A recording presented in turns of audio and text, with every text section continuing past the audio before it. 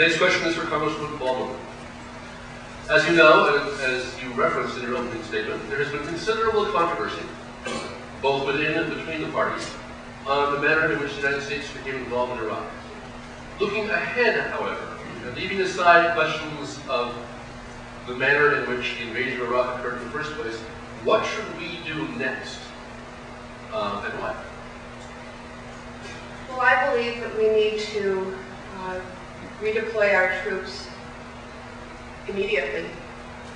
I signed on to Congressman Murtha's resolution when he introduced it earlier to do just that. I don't believe we should abandon Iraq, but I do believe that the military aspects of our involvement there have already reached a conclusion, and that there is rebuilding and economic development to be done to help Iraq succeed. Let me tell you why I support immediate redeployment of our troops. For some time, it has been very clear to me, as I've watched the news unfold and transpire, that it is our presence and the perception of the Iraqi people that we are occupiers that is leading to some of the significant violence that is occurring in Iraq. We also just recently had benefit of a national intelligence estimate. It was actually released in the spring, but it wasn't declassified till only a few weeks ago. And I want to stick to, while I've read the whole document, I want to stick to those portions that are declassified. And it was very clear that it is the war in Iraq that is leading to a significant increase in recruitment in terms of terrorist operatives and leaders. It's very clear from that estimate. So what does that tell us? Our continued presence makes us less and less safe each day we stay there. Secondly, we have had any number of military leaders now call for a change in course. And yet we have a president who ignores the counsel that he has given. In his book, Bob Woodward, the book called State of Denial, it indicates that the president has been briefed that 2007 is expected to be more violent than 2006 in Iraq, more loss of life. What did he do? He said just the opposite. I resent the fact that my president is not coming clean with the information that he's been given by his own military. This is inexcusable. And I believe very strongly that we need to move out of Iraq, conclude the military phase, and dedicate ourselves to rebuilding the infrastructure that we, frankly, through our own military actions, destroyed.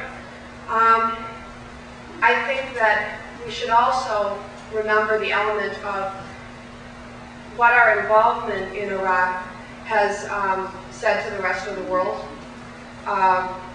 We need to emulate the behavior that we wish other countries to participate.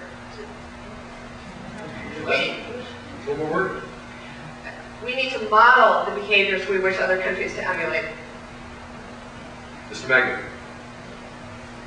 Well, I announced for Congress on November 15th of 2005, and we're looking forward here, Doctor, I'm getting to that point. But I want to reflect on the fact that, and I took a lot of heat as a member of the Republican Party for calling on the President to remove Don Rumsfeld and to bring new eyes and ears into the administration. I appreciate President Bush's trait of really appreciating loyalty.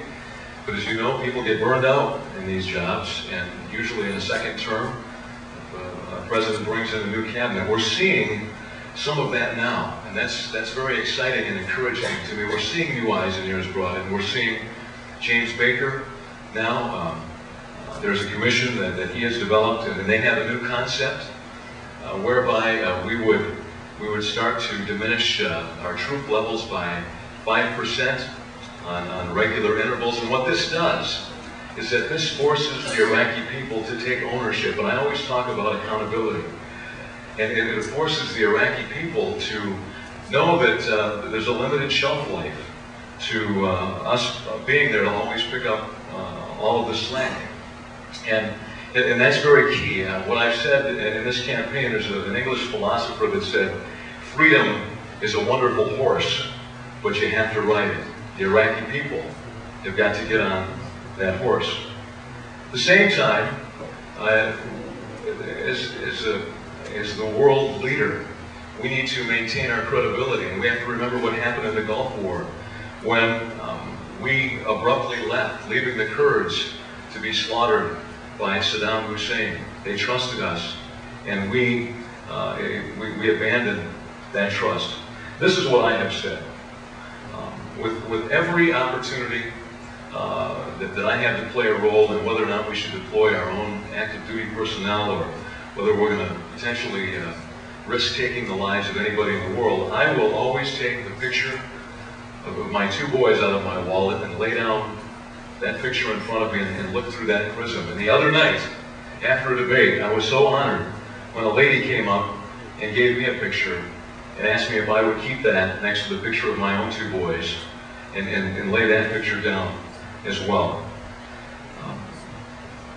I have family members participating in the war on terrorism, probably most of you in this room do. And as we move through this process, I would ask all of you to pause for a moment and think of the loved ones or people that you know, and ask yourself, would you ever vote to make a political statement to vote against body armor on the bottom of Humvees, or flak jackets, or better health care, or housing, or the proper pay levels for our military men and women?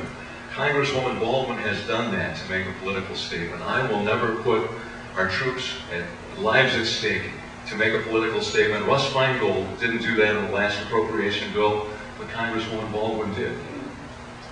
Congresswoman Baldwin, 1 minute.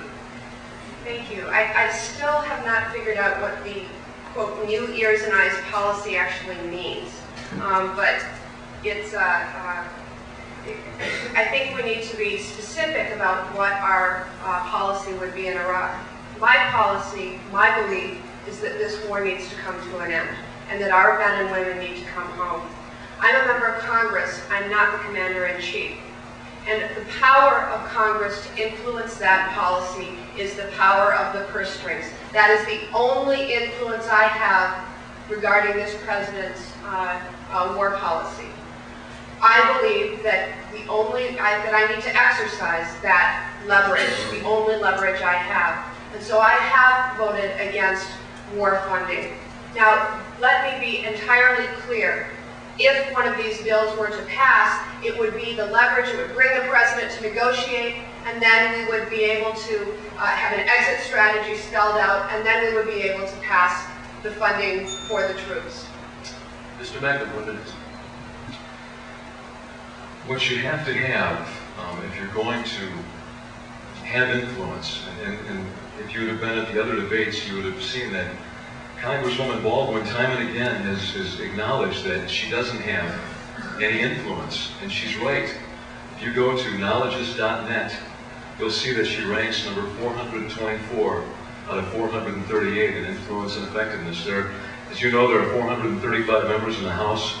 Actually, they also surveyed Duke Cunningham, a Republican who's now in prison. We've got problems in both parties. Congresswoman Baldwin, she ranks 36 out of 36 in the class of 1998 that went to Congress in influence and effectiveness. Folks, what I want to do is go into politics, and I want to work with members of both parties. Both parties have problems. Everybody in this room needs to acknowledge that, but we need people like me who want to reform from the inside out, and I will never come back here and ask you to re-elect me if I time and time again say, sorry, but it's not my fault, I just don't have any influence.